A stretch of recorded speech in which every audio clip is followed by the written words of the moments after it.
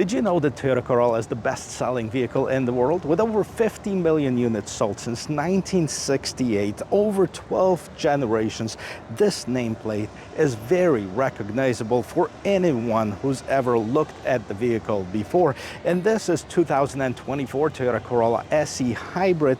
And today, thanks to Gettle Toyota of Charlotte County, Florida, I'm going to take you on a complete tour of this vehicle to see if it's still the best. So if you like watching videos like this, don't forget to check out the rest of my channel. Hit that subscribe button, make sure you give me a like, and turn on that bell notification ring bell so you won't miss any of the content that's coming out. And now let's get back to this.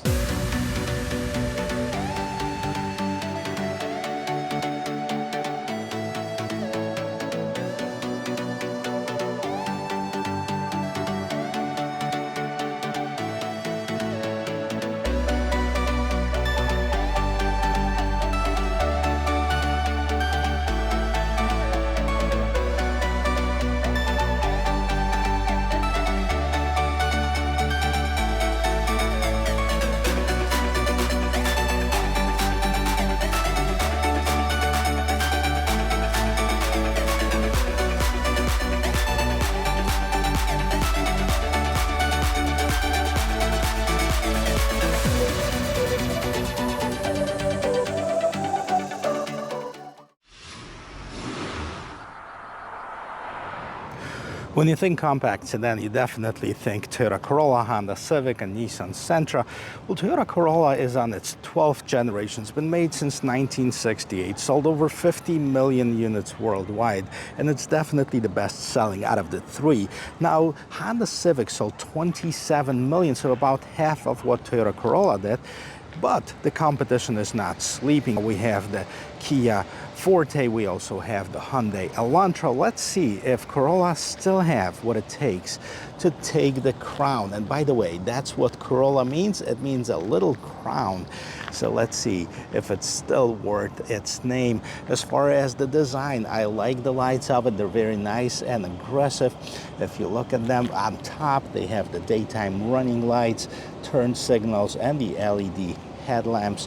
You also have the Toyota logo with the blue inlays because this particular one is a hybrid, and I have the SE trim for you, so you see that it has this piano black mesh grille in the front, as well as some accents at this bottom bumper right here, making it look more aerodynamics and definitely more aggressive. Now, I don't know if the performance is going to match the look, but let's take a look and see what powers up this thing.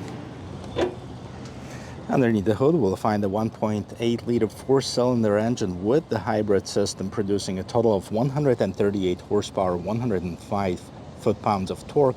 It is mated to an eCVT transmission, not to be confused with the regular CVT transmission, as the only thing they share is its name.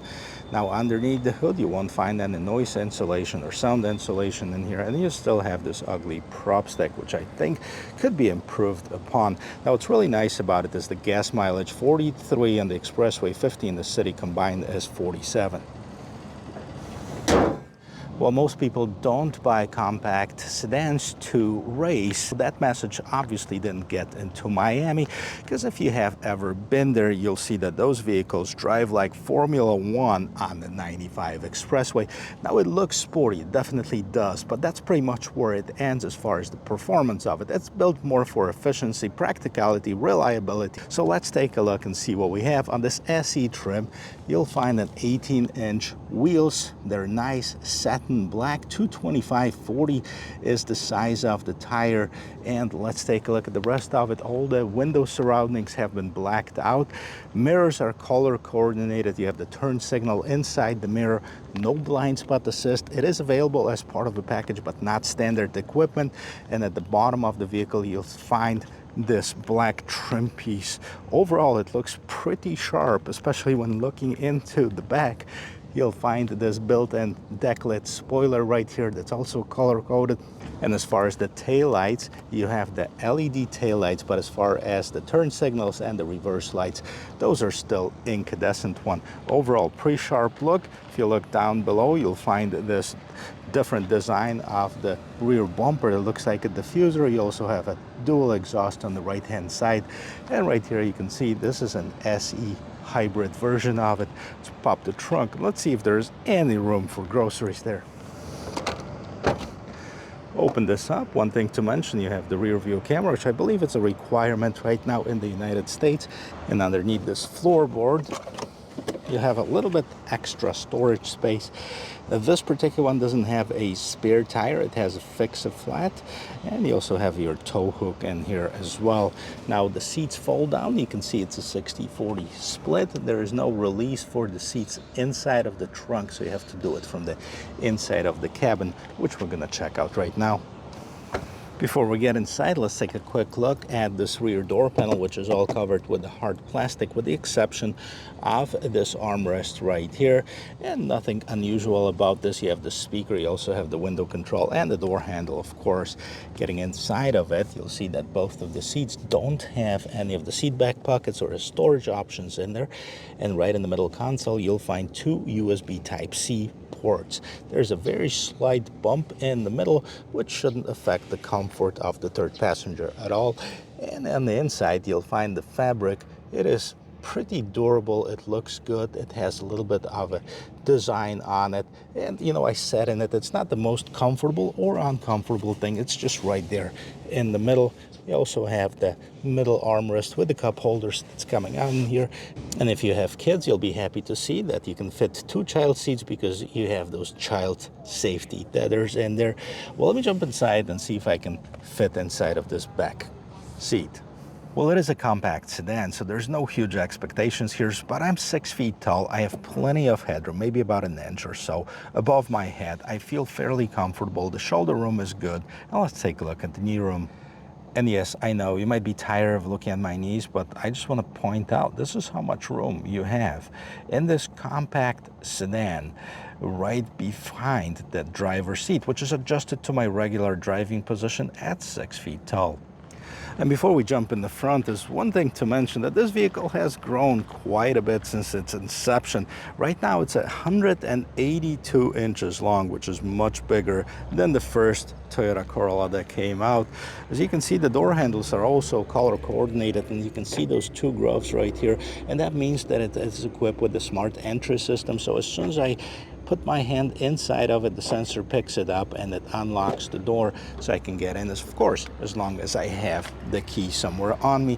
As far as the front door panel, now they used a little bit different materials right on top here. This is all soft plastic. You also have the soft armrest here, and a little bit of contrast stitching kind of breaks it down a little bit. You also have this polished aluminum trim, bit of storage, speaker, nothing too crazy about it. Now on the SE trim, you'll have manual adjustments on, and the seats you'll have to get up to the XLE trim to get the power ones, and the same design as we've seen in the back. The seats are slightly more bolstered, but not uncomfortable when you sit in it. Now when you look at the left hand side of the steering wheel on this dash, you'll see that you have the automatic lights.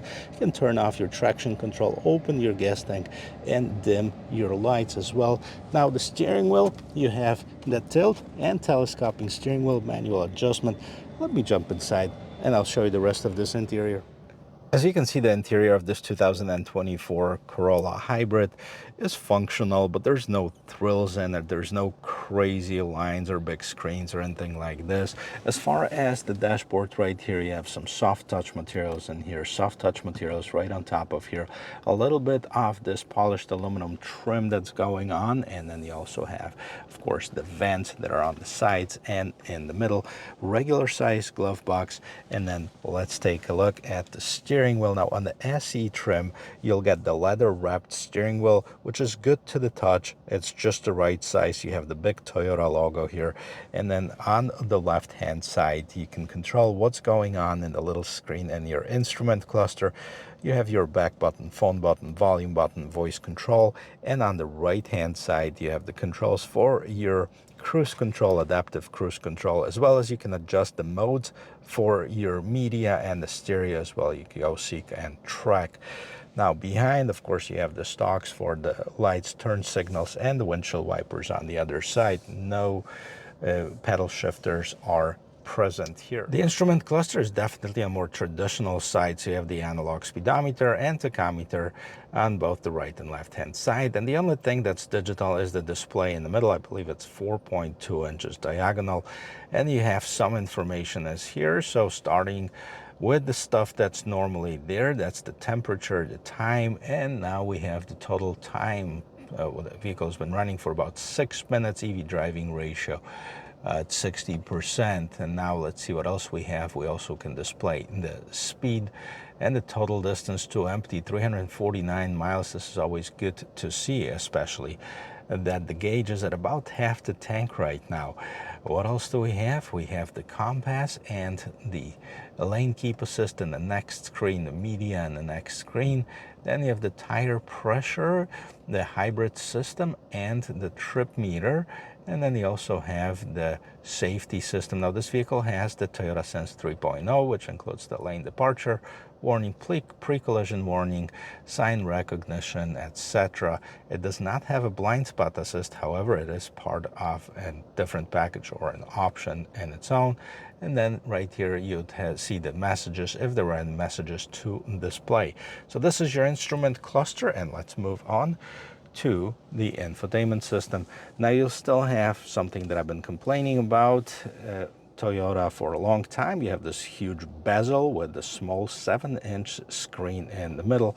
You have your regular power knob and volume knob, and the same new technology that you have and pretty much all of the Toyota models. So yes, we want to cancel setup, but I do want to show you of how this looks like. So you can subscribe to the navigation, which is a cloud-based navigation. Toyota claims it's more accurate and more updated, and truthfully it is, because previously if you had the CD-based navigation or an SD card navigation, you'd have to upgrade it every year or every couple years as the new developments and new roads are coming up, and you'd have to spend quite a bit of money to do that.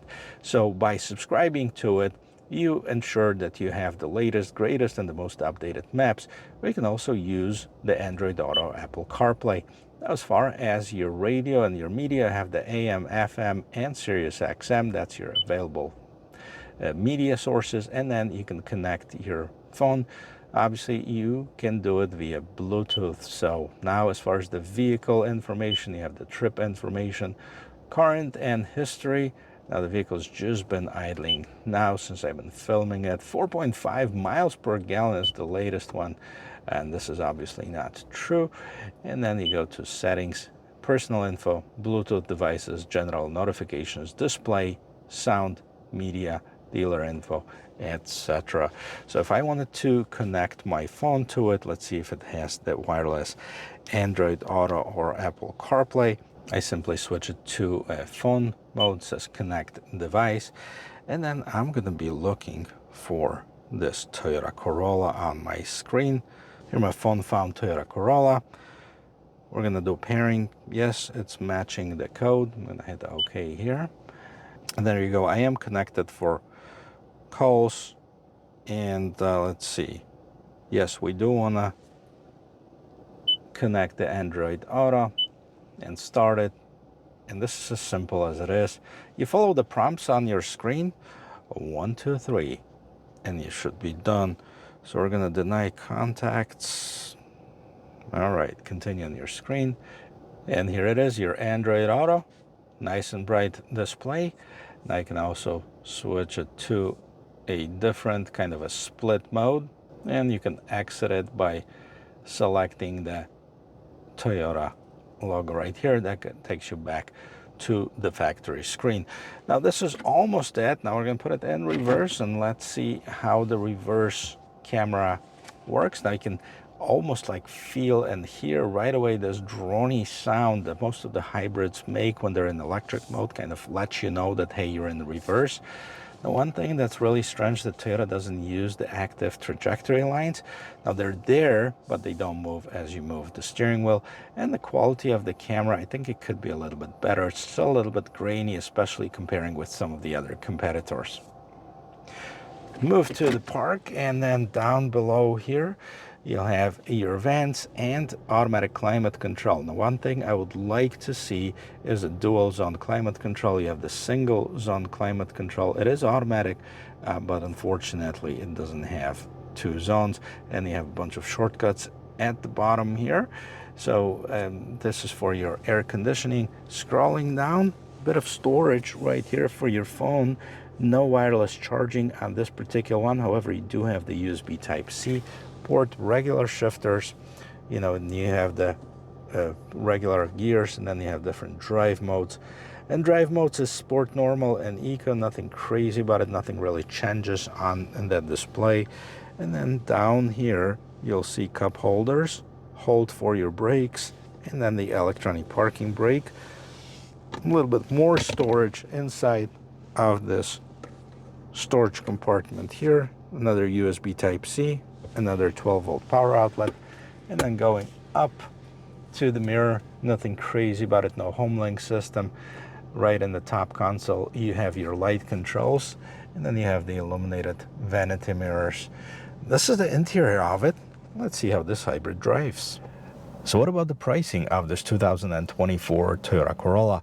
It's actually starts at $21,900 for the LE non-hybrid version, and that's actually a very competitive entry price for the vehicle. Hybrid LE will take you to $23,300, SE $24,340, Nightshade $25,340. Nightshade, by the way, is coming back for this model year. It was not present last year. Hybrid SE, and that's the one that I'm sitting in right now, is at $25,740.